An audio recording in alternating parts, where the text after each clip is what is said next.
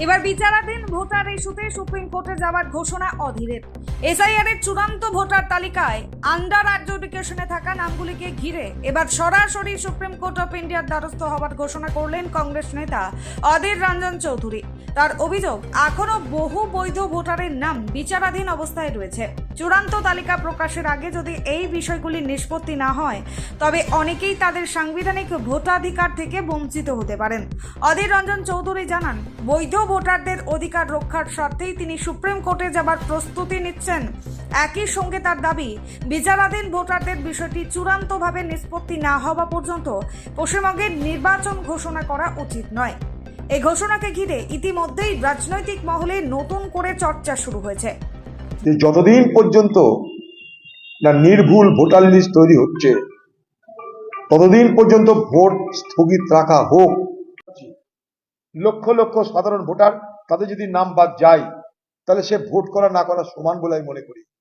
কিন্তু এই বাংলার 60 লক্ষ মানুষের ভবিষ্যৎ নির্ধারিত না হওয়া অবধি ভোট বন্ধ থাকা উচিত, এই দাবি নিয়ে আমি নিজে এই দাবি নিয়ে সুপ্রিম কোর্টে যাওয়ার প্রস্তুতি শুরু করেছি। আমার মনে হয়েছে যে এটা আমার একটা সাংবিধানিক দায়িত্ব নাগরিকের পালন করবার সুযোগ। বলুন, অবাধ নির্বাচন, ত্রুটিহীন নির্বাচক মন্ডলী অর্থাৎ ভোটার যারা, তাদের তালিকা ছাড়া কি সম্ভব? এটা কি প্রশ্ন নয়? আমি ভোটার, সাপ্লিমেন্টে যদি আমার নাম না থাকে, আমি ভোটদান থেকে বঞ্চিত হব। তার জন্য কি আমি দায়ী? তার জন্য দায়ী নির্বাচন কমিশন, দায়ী রাজ্য সরকার। রাজ্য সরকারের বিএলও, এআরও, এইআরও, ডিএম, তারা তাদের দায়িত্ব পালন করলো না। নির্বাচন কমিশন, তারা তাদের দায়িত্ব পালন করলো না।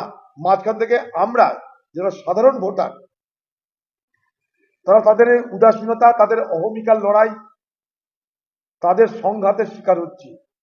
লক্ষ লক্ষ সাধারণ ভোটার, তাদের যদি নাম বাদ যায়, তাহলে সে ভোট করা না করা সমান বলে আমি মনে করি।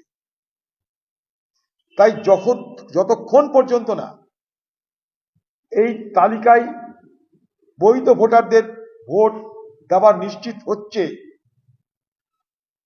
আন্ডার অ্যাডজুডিকেশনের নামে, বিচারাধীনের নামে, ততদিন পর্যন্ত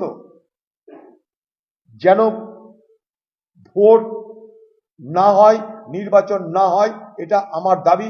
বাংলার মুখ্যমন্ত্রীকে বলবো যে আপনি এই দাবি নিয়ে সুপ্রিম কোর্ট যান। আমি নিজে এই দাবি নিয়ে সুপ্রিম কোর্টে যাওয়ার প্রস্তুতি শুরু করেছি। আমার মনে হয়েছে যে এটা আমার একটা সাংবিধানিক দায়িত্ব নাগরিকের পালন করবার সুযোগ থেকে বঞ্চিত হচ্ছে সাধারণ মানুষ। ভোট, নির্বাচনে অংশগ্রহণ করা, নির্বাচনে ভোট দেওয়া, এটা ভারতবর্ষের সংবিধান আমাকে আপনাকে দায়িত্ব, অধিকার দিয়েছে।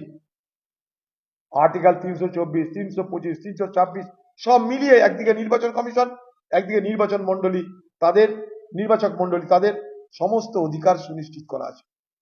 সেই জায়গায় দাঁড়িয়ে ফ্রি অ্যান্ড ফেয়ার ইলেকশন, অবাধ নির্বাচন যদি করতে হয়, তাহলে free and fair electoral role, অর্থাৎ অবাধ ত্রুটিহীন নির্বাচনে অংশগ্রহণ করবার ভোটার তালিকা আমার দরকার, আমি তাই মনে করি। এটা নিয়ে কিন্তু রাজ্য সরকার উচিত সুপ্রিম কোর্টে দরবার করা। এর আগে মুখ্যমন্ত্রী গেছেন সুপ্রিম কোর্টে, সহজ করার বদলে আরো জটিল করে নিয়ে এসছেন। এবার গিয়ে মানুষের অধিকার সুপ্রতিষ্ঠিত করুন। ধর্নায় বসে নাটক না করে সুপ্রিম কোর্টে যান। ধর্নায় বসে নাটক করে 2021-এর ভোট যেমন এনআরসি ভার্সেস এনআরসি হয়েছিল, আমি এনআরসি আনবো, আমি এনআরসি রুখবো, এবার আবার সেটাকে ঘোরানো হচ্ছে, আমি এসআইআর আনবো, আমি এসআইআর থেকে রক্ষা করব।